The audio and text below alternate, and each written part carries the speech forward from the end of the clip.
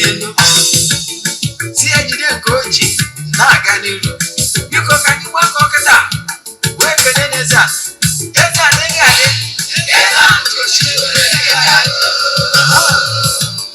Eze-Ana ugochitubelu. Nwoke ọma na oraifite ị ga-adị.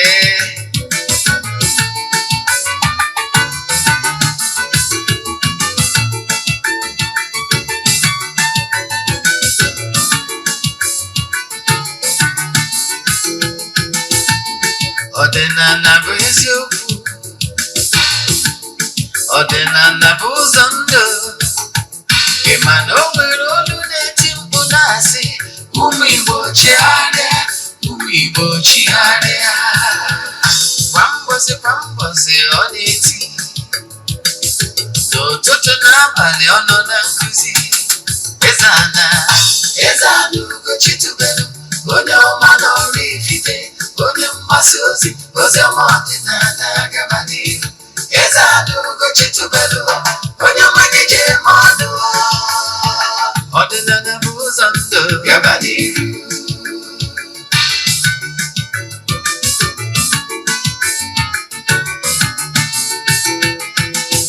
Eze-Ana ugochitubelu, onye ọma na oraifite, onye mgbasa ozi ọma ọdịnala gaba n'ihu. Eze-Ana ugochitubelu, onye ọma ga-eje eme ọnụ. Ọdịnala bụ ụzọ ndụ gaba n'ihu. Eze-Ana ga-adị, ugochitubelu ga-adị, ugochitubelu temple ọ ya adị. Maka na eziokwu anwa chacha ndị ụka enyighị anyị front and back, ndị ọcha enyi anyị front and back. Fọdụsị kara aka ghọrọ ụmụ Igbo si anyị rapụ nke anyị na nke fe ka mma. Buru Baịbụl bịa, akwụkwọ akụkọ webekwa chọọchị fa, okpuru ụka bịakwa. Ụtụtụ ọma nọ ụmụ ọdịnala Igbo, abịakwa m n'oge awa nke eziokwu, oge anyị ji wee na-awa eziokwu niile agba, nke ọ bụ m nwa bụ Ogbuefi Eze-Ana ugochitubelu na oraifite na-anọ n'isi oche. Maka ndị ọ bụ tata bụ izizi ha na-afụ m na our social media platforms maọbụ na Eziokwu TV Plus. Ọmụ Ogbuefi Eze-Ana ugochitubelu na oraifite. Abụ m onye isi nchụaja na ugochitubelu ọdịnala temple. Anyị na-agba afa miri emi, lụkwazi ọrụ mmụọ dị iche iche. Abụkwazi m onye isi nchụaja na ọdịnala Restoration Evangelical Mission, bụrụkwazi onye mgbasa ozi ọdịnala Igbo. So you can call me an ọdịnala evangelist. I will answer. My mission is to help people live better life. N'ụbọchị taa, n'oge awa nke eziokwu, isiokwu anyị ji wee bịa bụ all you need to know about installing your chi in any image. I mean okpesi. Yes, ọnya ka anyị ji wee bịa. Nkụzi anyị ji bịa taa gbara ọkpụrụkpụ. Ọ bụrụ na ị gee ntị, ị ga-amụta something that will change your life for good. Aṅụ na ngwọ maka na nkwụ na-abịa. Esi m oru wee bịa. Mana before anyị gama n'iru na nkụzi anyị ji wee bịa taa, o nwere ọkwa dị mkpa. Ọgwụ anwa dị mkpa bụ ihe niile ị kwesịrị ịnwa gbasara aja anyị na-achụ n'igwe. Anyị nwere monthly rituals anyị na-achụ every month. Ndị mmadụ na-esonyekwa na ya bụ monthly rituals from all over the world. Distance abụrụ a barrier n'ọlụ mmụọ anyị na-arụ na temple maọbụ na aja anyị na-achụ. Yes, nwere ike isonyere anyị n'ebe ọ bụla ị nọ. Ihe abụ aja mbuni elu, aja ịpụta ihe, aja esigoro na ya bụ n'imirikite ndị mmadụ elu. Mana ya adara esho ihu ọlụ maọbụ testimony na social media. You know why? Ọ bụrụ ihe anyị dị maka ya bịa. Mana I can tell you na ike dị na aja a na-achụ n'Igbo maka na Igbo bụ ike. Anyị malitere ịchụ aja ihe karịgoro 2 years now. I can tell you na o nwere ndị sonyere anyị na aja since anyị bidoro till date. In fact, 2024 nwere ndị book burie throughout the year. Father, when they have every year when he go from January to December, had a show. Now he skip even 1 month. So can you not check all again? You not check all again, na ị nwere ike iso na aja. Kedu ihe anyị na-eme? Anyị na-ewere ya 3 prayer request debe n'altar na-achụ aja na-aga ọfọ na-ekwubi okwu n'isi ganye na ọnwa ahụ. N'isi ụtụtụ a ejegori ma temple chụọ aja ka ọfọ kwubi okwu n'isi ndị niile sonyere anyị. Ọ bụrụ na ị chọrọ iso ihe ị ga-eme wee forward ọrụ m ya 3 prayer request. I mee token donation to the account number. Echatizie m na WhatsApp agwa gị other details I need from you in order to book you. Ụbọchị nchịkọta ya bụ ụbọchị ikpeazụ nke ọnwa. Ndị mmadụ ebuku ego dị ọnwa June. Yes, ndị na-ebuku kwa ọnwa ọbụla. Ụbọchị ikpeazụ anyị ga-egoro ihe ọnụ na-eri. Jee na mmiri jee mee saraka n'afọ mmadụ dum. Gbagotazie na temple chụọ aja to entities of powers. Ndị na-agagharị na-eme mma. Dan gazie n'ebe nchụ aja gbuo ebulu mee saraka. Nwanne chụba aja maka na aja karịrị ọgwụ. Yes. So ọ bụrụ na ị chọrọ isonye na aja ma ọ bụrụ nwere ajụjụ ị nwere na nkụzi a na-achọ ikuzi taa, chat na WhatsApp 0805 7837672.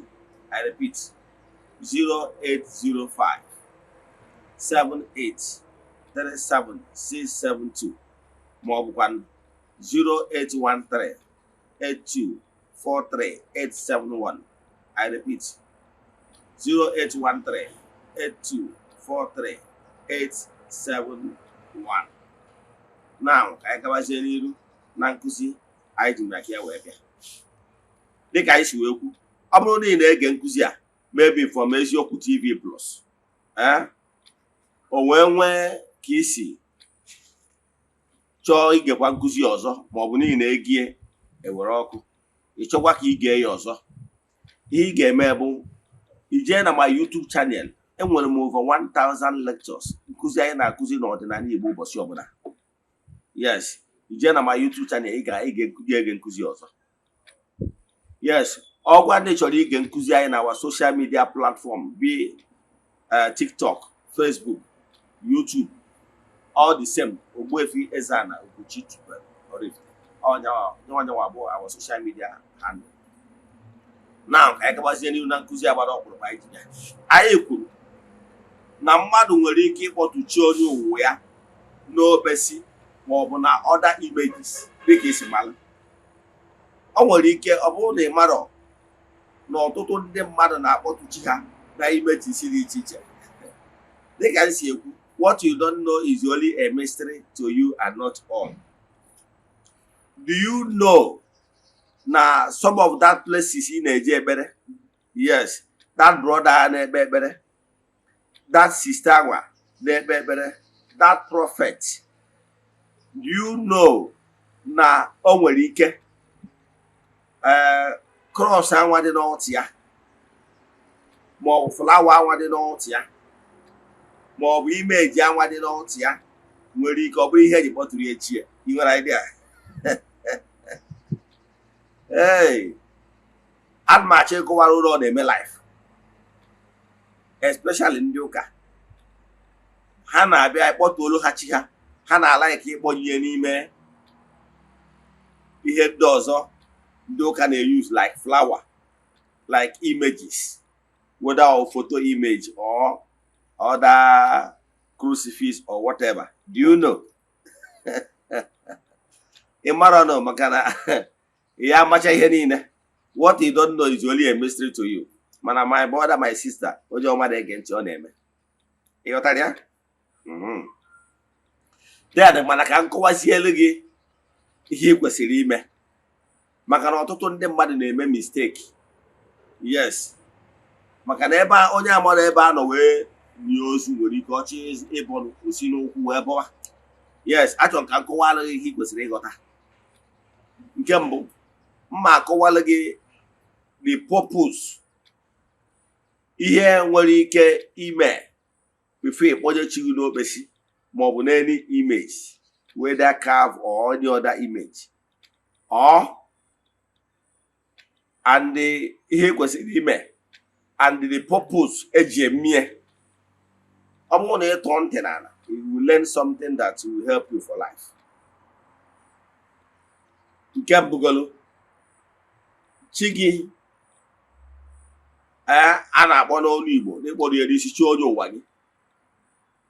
Ndị ụka na-akpọ ya guardian angel. Ndị okpukpere ndị ọzọ dị iche iche na set dị iche iche na-akpọ ya spiritual guide. Whatever ịkpọrọ ya, were ụdọ ma ya ewu na were ewu ma ya ụdọ bụ the same thing. Mana ka nkọwagodoro ka ịfụ the importance of it. Nke mbụ, chi gị bụ onye ụwa gị na-arụ ọrụ n'ime gị, bụ ya closest being, bụ ya spiritual guide. Nyanwa bụ the last man standing. Ọ bụrụ na ndị nọ na into political space, a ga-asị na onye abụ ADC mmadụ. ADC bụ onye anwa na-ada akwụ n'azụ Mr. Governor ma ọ bụ n'azụ Mr. President. Ịghọtara ya? Onye nwa bụ the ADC. Onye nwa bụ onye ọ ga-abụ ịkpaghana inweta onye ọ na-agaghị. So onye ka anyị sị gị na chi onye bụ nyanwa bụ the chief guard of that particular person. Now ihe ọzọ chọrọ ka ịghọta gbasara chi gị bụ na chi gị onye ka ndị Igbo ji atụ ilu sị na ọ bụrụ na chi onye adịghị n'izu n'isi na-acha ya awọ, meaning ihe ọbụla onye ilo, nkata ọjọọ ọbụla onye ilo na-akpa, mana chi gị adọrọ support bụ in vain. Ọ bụrụ na chi gị adịrị n'izu, meaning ọ bụrụ na chi gị asọpọtụrụ that izu ahụ agbalụ maka gị, ọ ma abịa na mmezu. So ọ bụrụ na chi gị adịghị n'izu agbalụ iji wee tichaa gị wee megide gị, ị malụ that you will live long and grow gray hair. Isi acha agawo. Ịghọtara ya? Ọhịa ominu. So chi gị bụ the number one guard, the chief guard n'ebe ị nọ. So ọ dị mkpa na gị na chi gị ga-adị n'udo. Nke ọzọ m chọrọ ka nkọwalụ gị bụ na chi gị bụ mmụọ, is spirit. Ịghọtara ya? Maka na for you to be a guide, mmadụ, you must have passed on and live in the spirit. And that is the only way the entities of powers will assign you to a particular person to be the guide of that person. So chi gị anọ in the flesh or spirit. Now, you can stand anywhere and summon your chi to come to your assistance. Yeah, ị nwere ike ị na-ebe ọbụla nọ kpọkuo chi gị, chi ga-aza gị. So chi gị bụ mmụọ. N'ike Chukwu, chi gị na function. N'ike Chukwu, ebe ọbụla ị nọ kpọkuo chi gị ga-aza gị ebe ahụ. Maka na primarily n'ike Chukwu asaịnụrụ ya ka ọ bụrụ onye ndu gị na onye mgbaziri gị. Ịghọtara ya? Etu o si abụ ADC mmadụ na-eche gọvanọ, na-eche president na-akwụ ya n'azụ.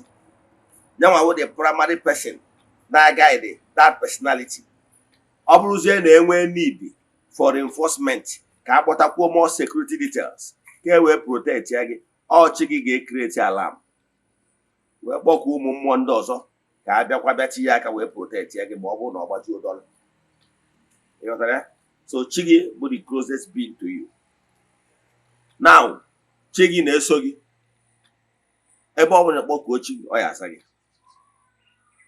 Then, ọ bụrụgodo uri ebe ọ bụla ị nọ, remember, chee ihu na east wee ebe ọnwụwa anyanwụ si abịa, ebe ike niile si abịa, kpọkuo chi onye ụwa gị, ọ ga-abịasa gị. Ịghọtara ya? Yes. So ọ bụrụ iwu na ịbata n'ọdịnala Igbo na ị ga-akpọkuchi onye ụwa gị n'okpesi ma ọ bụ n'any image ọbụla. Ọ bụrụ iwu. Yes, ọ bụrụ iwu, maka na chi gị na-edu gị oge ọbụla. Ka m kọwalụ gị ihe kpatara the concept of ịkpọtụ chi n'okpesi si wee bịa, bụ ihe tu ihe si ghọta ya. Ndị be anyị na-akpọtụ chi ha n'okpesi maka na etu esi waya mind ndị mmadụ bụ na obi mmadụ na-aka achịkọta ọnụ mgbe mmadụ nwere ihe ọ na-enegara anya. Ọ ga-akọntrolu ya sight, control your mind when you carve your chi ma ọ bụ tinye n'any image, so that mgbe ọbụla nọ before your chi, your mind dey focus on in that image which represents your chi. You got ya? Now, the purpose eji akpọtụ ya bụ ka ọ nọdụ gị nso mgbe dum, ka ị na-afụ ya anya n'oyiyi ihe ahụ ịkpọtụrụ ya, ka ọ ga-abụ ịpụta n'ụtụtụ like n'isi ụtụtụ a, enwere m ike ịpụ ọrịrị step out of my house na-eburu ụzọ n'ụtụtụ jee na temple n'ebe nchụaja, were nzu, were edo, were nkwụ ọkụ, were ọjị, jewe n'ebe nchụaja n'isi ụtụtụ a. As we speak, ejego ori m jego ọrụ chi m ọjị, tụọrọ ya nzu, tụọrọ ya edo, nye nkwụ, warị ya ọjị ụtụtụ, maka na egughị ụzọ egughị ọnụ, and maka na ịma na o wetara ọjị wetara ndụ. So mmeje gwachi onye ụwa m si ya na ezumezu mmụọ ndị ọdọm na hazụ si ya na chi efuna njetucha afọ ụtụtụ ka ha wee gọzie m, maka na ọ na-abụ nnụnụ chọọ ife n'elu o buru ụzọ tie obi n'ala. Ọ bụrụ na ngwere hapụ ukwu osisi aka kparịa. So ọ ụmụ mmụọ ndị a bụ ike nkwa aba. So for that reason, mmemme gịnị jee tuo ha afọ ụtụtụ. So ihe eji eme ihe bụ ka o nwee ebe ihe m ga na-enegara anya ebe chi m nọ, ka m wee na-enwe physical contact n'anya mmadụ. O nwere ebe ị ga-amacha ozie luo, ị ga na-afụta chi gị n'ụdị ọ dị, chi ga na-egosi onwe ya.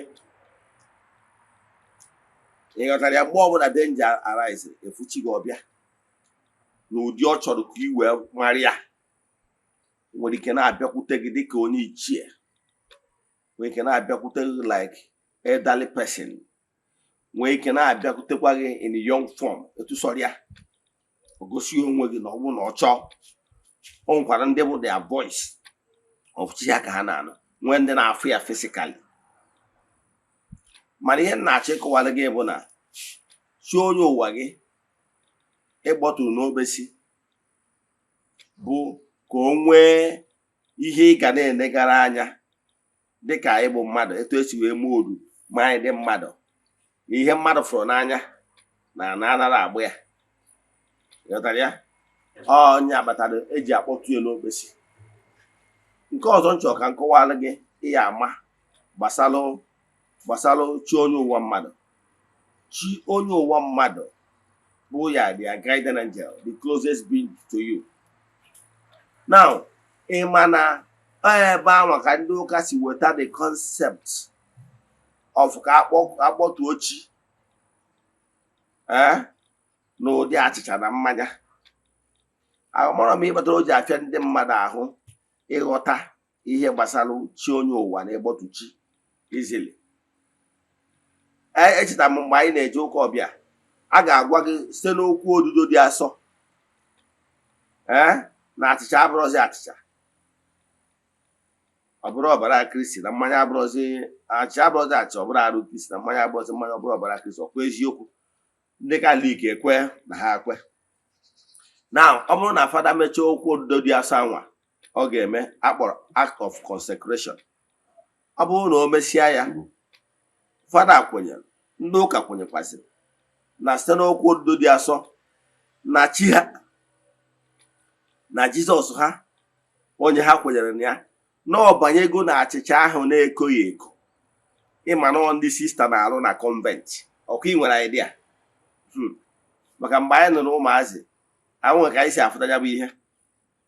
Mana it will interest you to know na ndị sista nọ na convent na-arụ ya. Ihe agba achịcha full emisiri emisi mana etinyere ya yeast. Ọnya kpatara na ọ da rice ka bread mana achịcha ka ọ bụ. Ịghọtara ya? So ha kwenyere na by virtue of that okwu ahụ ha kwuru, na chi ha bụ Jizọs ha na-abanye na that white host agboro oriri.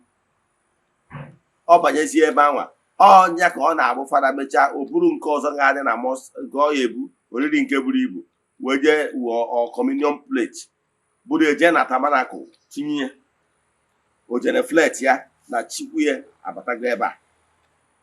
O weruzie oriri nke gbara okpotokpo nke dịtụ wida jee tinye na mostras. O tinye na mostras wụ mkpebie na nkwenye bụ na chie bụ Jizọs ya abanyego na ya bụ oriri nsọ. Ịghọtara ya? Mgbe o mere nke a, o kwenyego na chi ya abịago. Ifuna ka the things wee dị. Yes. So ka ihe m na-ekwu maka ya. Ihe m na-ekwu na maka ya bụ na ndị ụka kwenyere na fada ha nwere authority as fada ịkpọtụ chi Chukwu ha na achịcha. Keluzi ka gị nwa bụ onye Igbo si doubt ma ọ dị possible mmadụ ịkpọtụ angel nke ya ọ bụrụkwa Chukwu, mmadụ ịkpọtụ angel nke ya na okpesi ma ọ bụ n'elu imeji ọbụla. So ihe na-achọ ịkọwara gị bụ na mmadụ nwere ikikere onye ahọpụtara maka ime nke a, maka ọ bụrụ isi niile na-ebu ogidi. Isi ya anaghị ebu ogidi buo ogidi anyị ji oyi olu. So mana enwere isi na-ebu ogidi, ndị nchụaja, ndị nwere dị ikikere ịsọmọn ụmụ mmụọ ka ha banye n'ime imeji. Ịma na dịka onye Katọlik kwenyere na onye laity, that is onye nkịtị na-abịa ụka bụ ofeke, ama agbọtụwu Jizọs ha ọbanye na achịcha. Ịghọtara ya? Ha kwenyere na ọ bụ onye mere oten ga-enwe ike ime wuyenu. Yes, etu a ka ọ dịkwara Igbo spirituality. Ọ bụrụ mmadụ niile ga-enwe ike ịgba onye wuchi ha n'okpesi. Yes, ọ bụrụ mmadụ niile. Ihe kpatara ya bụ na mgbe ị na-achọ ịkpọnye chi gị n'okpesi ma ọ bụ n'elu imeji ọbụla, two things are involved. One, you are summoning, your ability to summon a spirit that is higher than you. Summoning the spirit that is higher than you into an item. Ị na-asọmọn mmụọ ka gị ka ọ banye n'ime any carved image or any image at all. So ị ga-ama etu isi kwado your relationship with ụmụ mmụọ for you to have the ability to summon them and they will listen to you. So ị ga-ama ngabasị ị nwere, ị ga-ama connection ị nwere n'ụmụ mmụọ ka ọ ga-abụ ime ya ka o wee dị ile. Ọ bụrụ jos na ikwurie, mana the second answer bụ ọ dị ile ka ị summon mmụọ. O nwere ike ka m were onwe mmadụ chi onye ụwa m happens to be my grandfather, who is an Ozo title holder, onye ichie bụrụkwa dibịa. So you can see that this kind of personality abụrụ onye ofeke ga-asọmọn. Ịghọtara ya? Onye abụ ihe dị ya. Onye akpata na mgbe ụfọdụ O nwere ụfọdụ ihe, the act of installation and feeding abroad the same. You can feed. Anybody can feed. Man act of bosi ahụ a na-akpọnye chi n'okpesi wutu is ka a na-eme.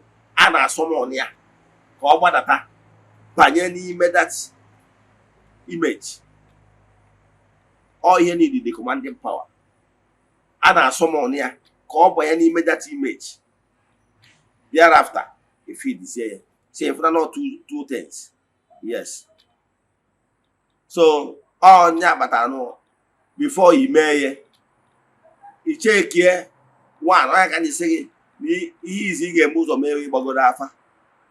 Marona akagi akwa koba. Marono to more or the nose of it. He buzo to chew ki wezu okay. He mean car no wiggy. And then also my ibu onye nwelu the ability ime. Example, ọ bụrụ na iwe onye agbara ọrụ efu na dibịa na-agbara gị afa nwere ike ọ gbachala gị afa maka ihe ọ fụrụ n'ime gị ọ mara na iwe ka ọdụ nwa ọ sị gị na oge jiri aka gị mee ya. Ọ nwere ihe kpatara o ji si gị jiri aka gị mee ya. Ihe kpatara o ji si gị jiri aka gị mee ya maka na ọma na o nwere ogbochi dị n'ụzọ gị na ụchụ maọbụ alụ maọbụ aka ọbara adọrọ n'ụzọ gị. Need the worthy to perform that particular act. And n'ime ya na mmụọ ya anaghị amaka n'iburu ofe. Ịghọtara ya? Nke a bụ ofu. Nke abụọ ihe ama n'ihe gbasara ya bụ agwọda gị gbasara etu ihe esi kpọtụ chi gị n'okpesi. Then na-achịkwa ka nkọwala gị na ọ bụrụ okpesi niile ka ị ga-akpọtụ chi gị ọ nabata ya. Nke abụọ na o nwere okpesi bụ the best. O nwere ihe kpatara anyị bụ ndị Igbo chi eji okpesi dị aṅaa na-akpọtụ ya. Mana ndị ụka na-abatazie were ịgbara ka ịgwa were mmekasị wee bata. Today ndị mmadụ na-abịa na be dibịa si ya kpọtuoru ha chi ha na flawa so that o jedebe na ministry ya debe n'elu ọtụ ya ọ na-akpọ chima iche na ọchị ahụ gị na ha maka ọ na-ekwu chi onye uwe ya ka ọ na-akpọ ọkpọyu na flawa maọbụ nke ọ kpọ ya na statue crucifix maọbụ picture. Ịghọtara ya? Mana ana m achọ ịgwa gị na nke kachasị mma wee kpọnye chi gị na carved image maka na nke a bụ original. Nke ọ bụla ị na-eje na-akpọ ya na flawa na picture na foto nke ahụ imitation. Ịmụ ihe nke ịkpọnyere okpesi ji makarịa. Ihe nke ịkpọnyere okpesi ji wee makarịa bụ na osisi ndị eji eme osisi mmụọ na-ebi n'ime ya. So ọ na-adị very easy mgbe ịsọmọ ọrụ mmụọ ya banye n'ime osisi a n'ime carved image a ọ ga-feel comfortable ịnọ n'ime ya because na originally that particular osisi carved image ị na-akpọnye n'ime ya bụ carved image mmụọ na-ebi n'ime ya. Ịghọtara ihe kpatara na a na-eji osisi mango maọbụ osisi ube maọbụ osisi ụkpaka maọbụ osisi dị aṅaa wee na-eme carved image nwere idea. Enwere special trees eji eme some of those sacred trees ka eji eme sacred trees ụmụ mmụọ na-ebi n'ime. Ọnya kpatara na ị ga-afụ na acha ịka bụ carved image. Asị ụchọba okirisi o nwere ka ọ bụrụ imeji eji okirisi wee ka ma ọ imeji eji ọjị na ihe ndị ọzọ wee gabazie. Ọ ga-abụ sacred trees. Ọ na-eme ịkpọnye mmụọ na ya ọnọdụ because na ya bụ osisi ahụ ịkpọnyere ya dị in line. Ha nwere homogeneous species, so they align together easily than na iwere eje na-akpọnye na plastic nwere ihe na.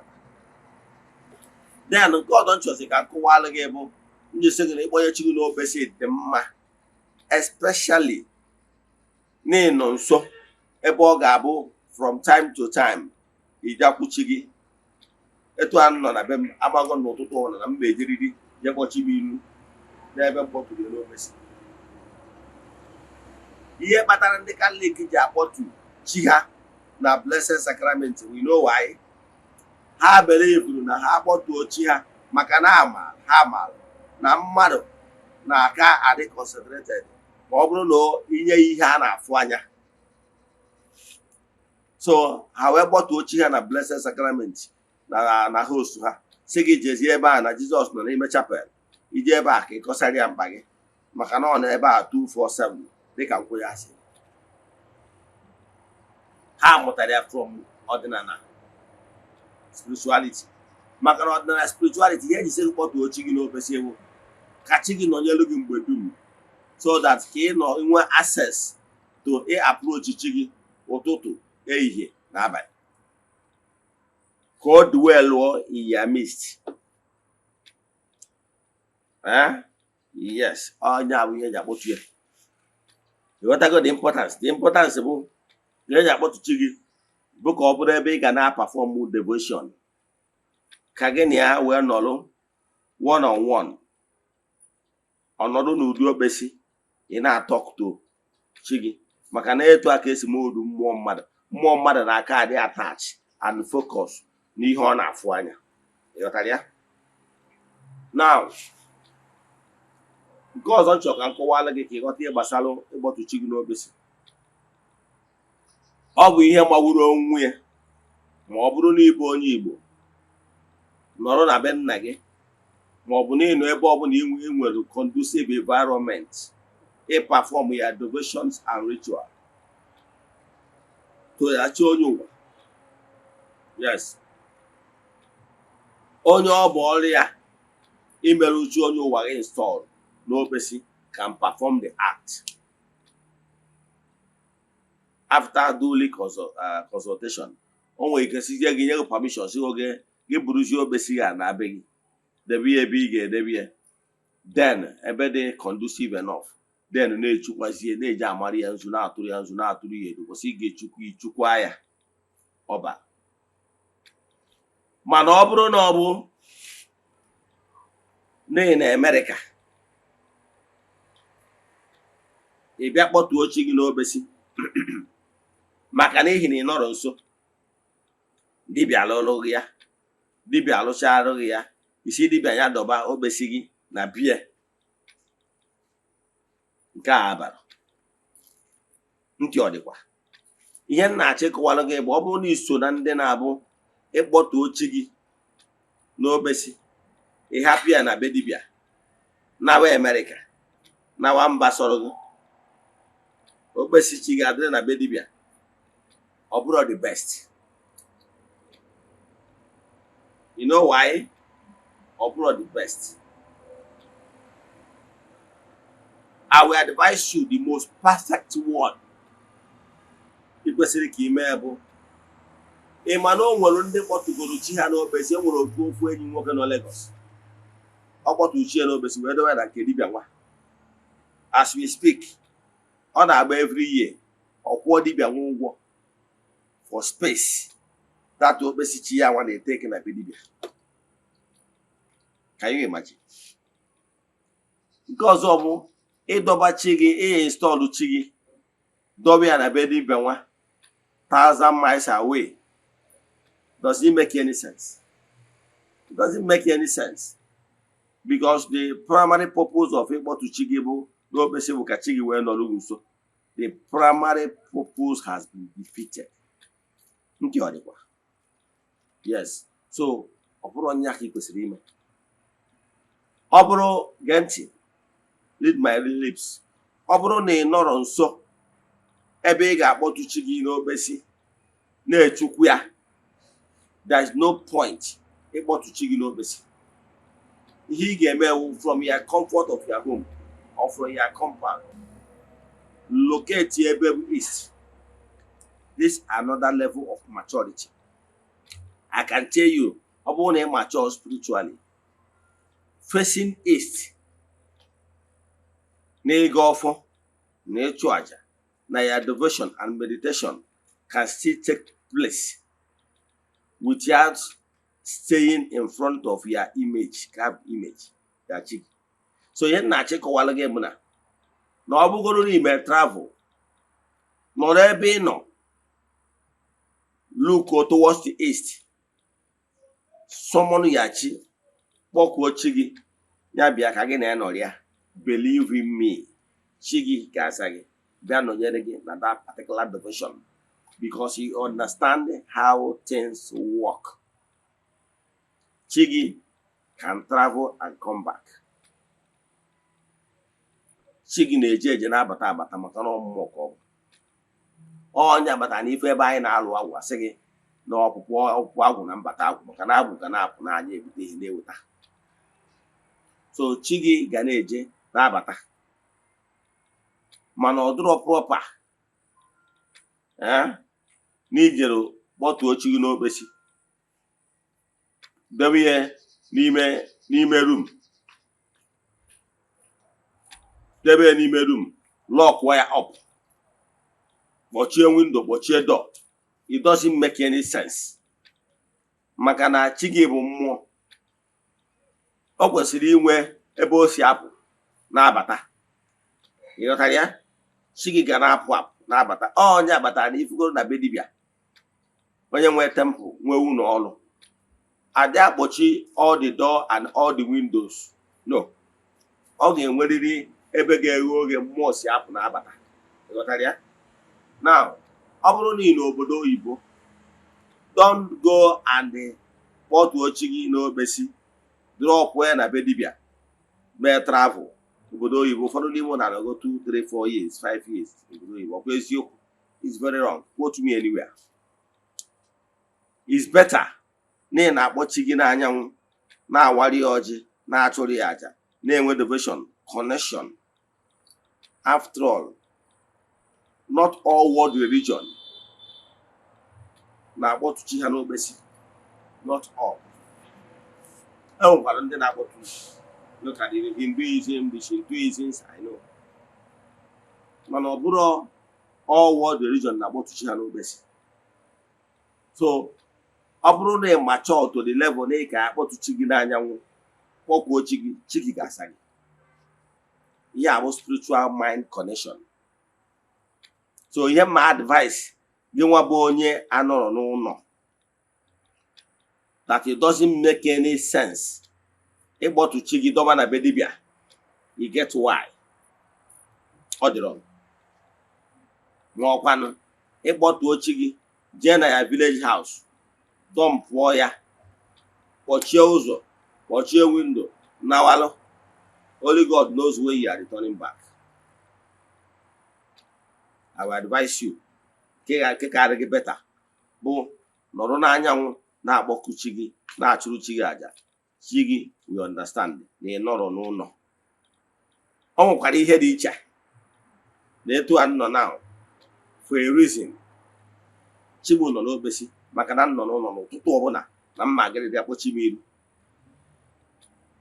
Abịa na temple ebe chi m nọ, enwere ventilations, emekere ebe ikuku ga-esi na-abata na-apụ, ebe chi ga-esi na-aba na-apụ.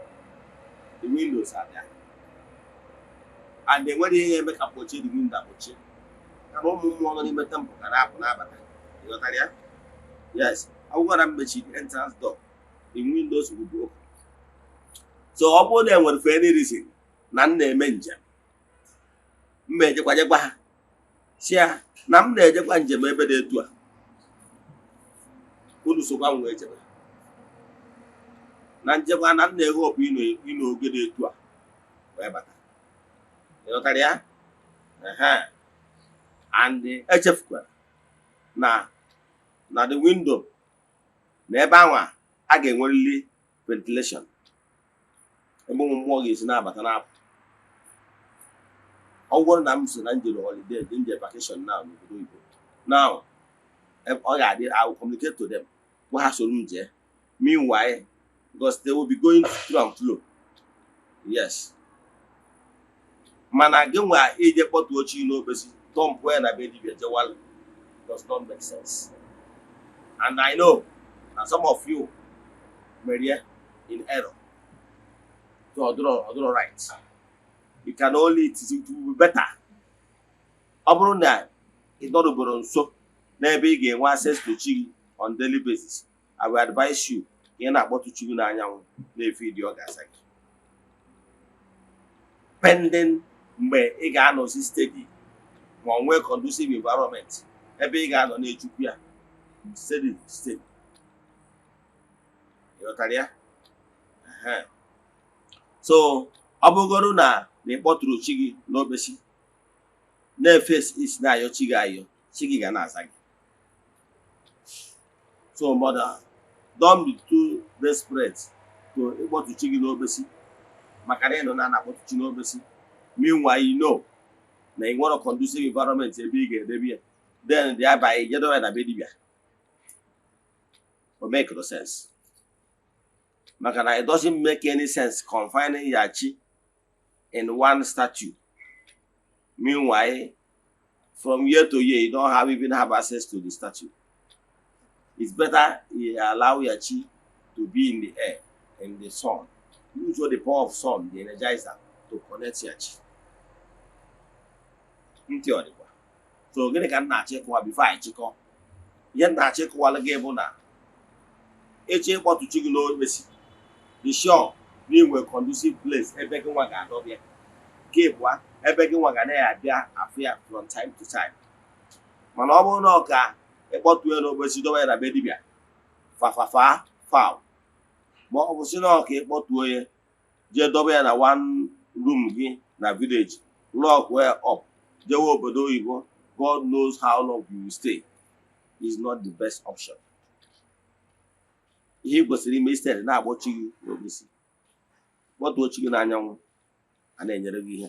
Ị nwekwara ike idelegate somebody ka ọ na-perform the act pending na ebe ị nọ adịrọ conducive, pending mgbe ihe ọbụla ị ga-eji nata. You can actually delegate a third party ka na-echukwa chi. So ihe na-achọ ịkọwala gị bụ ịghọta gị ihe nkọwa gbasara installing ya chi n'okpesi. Wee kwuo and summarizing it. Ọ bụrụ na ị nọ nso ebe ị ga-enwe access from time to time ga na-afụ chi gị na your own comfort zone, na your own comfort zone with conducive environment, so be it. Gari. Mana ọ bụrụ na ọ ka ịkpọtụ edowa na be dibịa, asị m foul. Ọ bụrụ the right concept. You get why? Maga into deep today. So mana ihe ọzọ na-achọ ịkọwara gị bụ na-akpọtụ chi gị, na-akpọ chi gị, na-echukwa chi gị, weda ma itinyere n'okpesi ma ọ bụ na itinyere n'okpesi. Ihe dị mkpa bụ cheta ichebe ihu na east na-ebe ike si abịa. Chetakwa akara ntị m dọrọ gị ịkpọtụ na chi gị n'okpesi jedowa na be dibịa. Yes. Maka ọchị with the primary vote, ọ ka mma na ọ na-agba ya n'ikwu achụrụ gị emerụ gị aja. Yes. Ọ nwekwara ike imerụ gị aja ndị ọzọ, connecting the power of the sun, but not keeping ya chi in okpesi. Maka na chi bụ the closest being to you. Ka m kwụsị ebe a. Inwe ajụjụ na nkụzi a ma ọ bụ na ị chọrọ ka a gbaala gị afa miri emi, send a message na WhatsApp 0805-7837-672. I repeat, 0805-7837-672. Ma ọ bụkwa 0813-8243-871.